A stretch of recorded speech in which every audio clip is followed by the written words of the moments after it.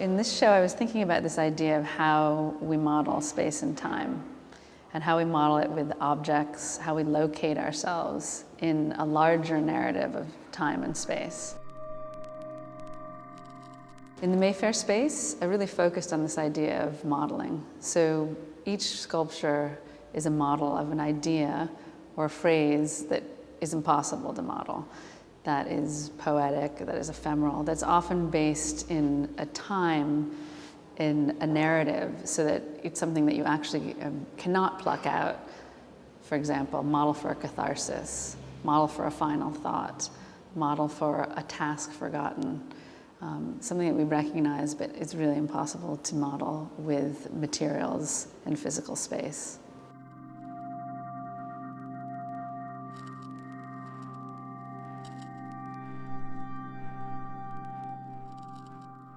The way that I've installed this space is kind of like a landscape when you come in. So the works group, as a whole, work together, but then when you go into each one as an individual unit, you have a kind of complete world.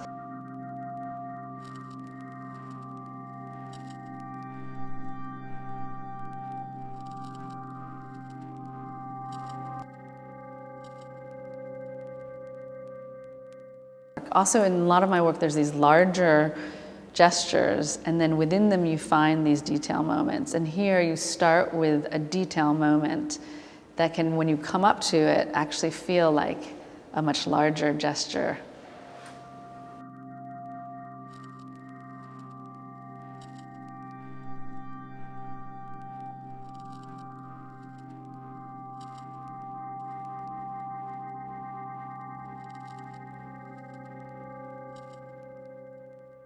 In Mayfair, there's a series that's actually broken between the two spaces and connects the spaces.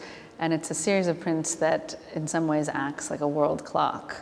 And the idea is that it's a newspaper from different locations around the world and photographs of midnight on those days. And the newspaper is the first of the year. So the photograph is as midnight circles the world.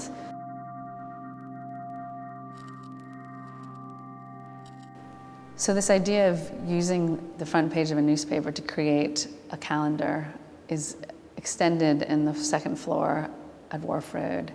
And in that space, I used 3 months of first pages. And each day I would take the newspaper, collect it, and I started cutting out the photographs from the newspaper and taking them out completely. And I wanted to juxtapose this idea of a current event, reading of current event, and what something is something current, what makes it newsworthy in the moment, with images that in some ways implied vast time and space, that were completely dislocated in time and space. So you'd read something that was past, that's passing, that seemed very urgent in the moment, with something that had no sense of time or space, and that juxtaposition for each day. So as you walk through, you see different images of landscapes that have this quality of being anywhere and any time.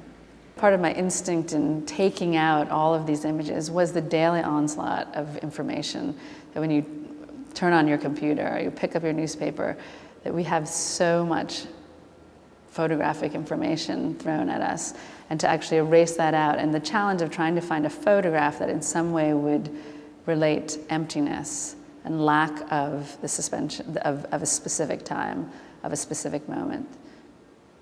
The fact that the newspapers are on the floor was this idea of an object that becomes throwaway, that the newspaper in its second life becomes something that you wrap your fish with, that you put down to paint the walls, that you use at the base of your kitty litter, that it becomes this very ephemeral object.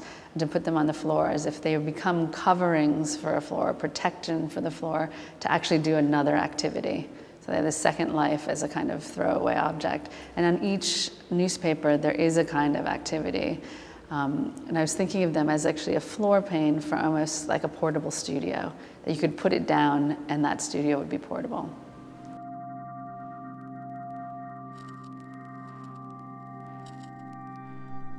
And that leads me to the downstairs space. And the downstairs space is really, I was really thinking about this idea of blurring the boundaries between a work of art and a site of work. So in the ground floor, you really have a site that's really a desk. It's like a portrait of a desk. And I was thinking of things like Picasso's still life with tables, that it's actually like a painting of a location that's a still life. So if it's a portrait of a desk, then it actually becomes a portrait of a person, but the person is absent. And the reason that I was interested in that, doing it on that space, was because when you walk into a gallery space, there's always that awkward situation where you don't know where the boundary is between the people who are working there, the work that's going on there, and the exhibition space. So to make that confused in that space, you have a view of the desks that are actually places where people work, while you're watching the view of the desk that's in the exhibition space. And there are objects from their desks that are pulled from their desk into the sculpture. So you'll see that replicated. You see name cards of the gallery in the desk. You see plants from the sculpture pulled into the workspace. Each of the spaces has a very particular personality and character to it. And I think in this space, more than any space, really deal with the idea of making a landscape. This idea of bringing the landscape into an interior, and then the interior being thrown out into a landscape is, there's a little moment in the room where the piece actually goes to the exterior, and you have the fake rock inside and the real that spill out into space. And the second idea I was really thinking about is this idea of breakdown of materials. You see in the desk downstairs that it has this sense that it's actually on its last leg, that it's in a dilapidated state. And on the top floor, I really wanted to focus on this idea of the rock, which is something that I had started in Venice, but to really have a room that just showed you the breakdown of a rock and how I was thinking about the formal properties of a rock being taken out of a rock, and then how we would actually relate to that object. If you took out things like gravity from a rock, and what it is to replicate a material. So what I did was photograph rocks, so take these collection of photographs and then wrap them around an armature. And when you see them, you recognize that they're not rocks. You see that they're photographs, but you can't help ascribing weight to them.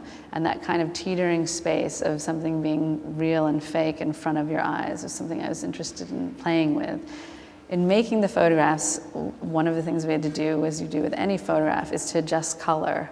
And this idea that color, when you're making anything with color, is this constant adjustment, and that you can play with it, is something that we become more and more attuned to with digital imagery, even though it existed in film as well. And so the wall actually has color separations of different spectrums of how you play with color when you do a print or when you perceive color in real space as well. So you have a full spectrum of the prints of a rock along the wall.